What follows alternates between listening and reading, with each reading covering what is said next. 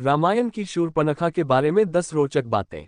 वाल्मीकि रामायण, रामचरितमानस, रामचंद्रिका, साकेत, साकेत संत, पंचवटी आदि ग्रंथों में शूर्पणखा के बारे में जानकारी मिलती है। ये सभी जानते हैं कि लक्ष्मण ने शूर्पणखा की नाक काट दी थी। आओ जानते हैं शूर्पणखा के बारे में 10 रोचक जानकारी। पहली है, कौन थी शूर्पणखा? ऋषि विश्वश्रवा और कैकसी की पुत्री तथा लंका नरेश रावण की बहन थी शूर्पणखा। शूर्पवत नखानी यस्यासा शूर्पणखा, अर्थात जिसके नख सूप के समान हो। दूसरी है, शूर्पणखा के पति का नाम कुबेर को बेदखल कर रावण के लंका में जम जाने के बाद उसने अपनी बहन शूर्पणखा का विवाह कालका के पुत्र दानवराज विद्युविह्वा के साथ कर दिया था।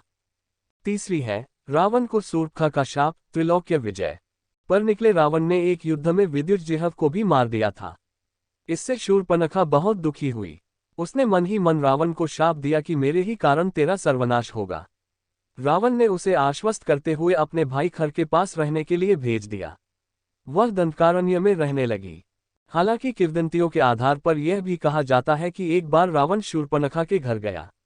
शूर्पणखा का पति विद्युज्जिह्व श्रीहरि का उपासक था। ये देखकर रावण क्रोधित हो गया और उसने उसका वहीं वध कर दिया था।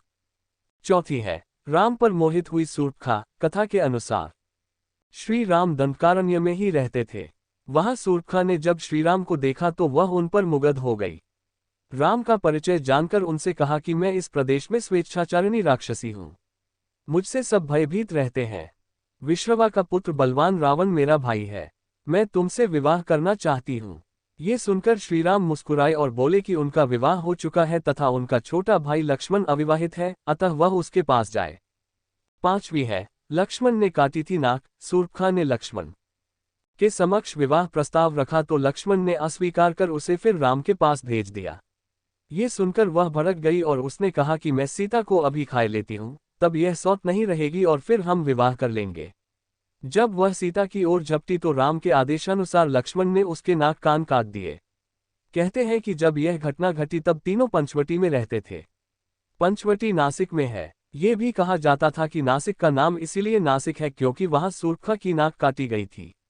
हालांकि कुछ विद्वान इसे नहीं मानते हैं। छठी है, खर और दूषण का वध। अपकी कटी नाक के साथ शूर्पणखा अपने भाई खर और दूषण के पास गई। दोनों ने अपनीर सेना सहित हमला किया। राम ने लक्ष्मण और सीता को एक कंदरा में जाने को कहा और वे अकेले ही संपूर्ण सेना से युद्ध लड़े। अंत में उन्होंने खर और दूषण का उनकी सेना सहित वध कर दिया। मुनि और गंधर्व भी ये युद्ध देखने गए थे। दूषण, त्रिशिरा तथा अनेक राक्षसों के मारे जाने पर खर स्वयं राम से युद्ध करने गया और वह भी मारा गया। राम ने खर, दूषण, त्रिशिरा तथा 14,000 राक्षसों को मार डाला। सातवां है, रावण की सभा में शूर्पणखा। पंचवटी में लक्ष्मण से अपमानित शूर्पणखा ने अपने भाई रावण से अपनी व्यथा सुनाई और उसके कान भरते कहा, सीता अत्यंत सुंदर है और वह तुम्हारी पत्नी बनने के सर्वथा योग्य है। तब रावण ने अपनी बहन के अपमान का बदला लेने के लिए अपने मामा मारीच के साथ मिलकर सीता अपहरण की योजना रची। आठवां है, शूर्पणखा का पूर्व जन्म। कहते हैं कि पूर्व जन्म में शूर्पणखा इंद्रलोक की नयनतारा नामक अप्सरा थी।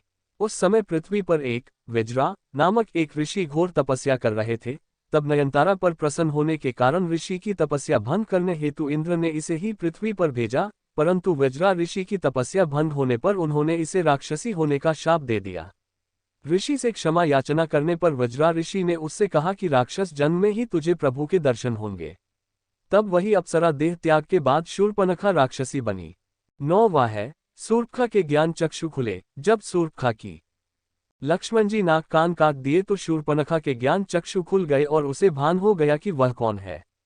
तब उसने प्रभु के कार्य को पूरा करने के लिए उनकी सहायिका बनकर प्रभु के हाथ से खर व दूषण, रावण, कुंभकर्ण, मेघनाद आदि निशाचरों को मरवा दिया और प्रभु प्राप्ति की उचित प्रक्रिया अपनाने के लिए पुष्कर जी में चली गई और जल में खड़ी होकर भगवान शिव का ध्यान करने लगी।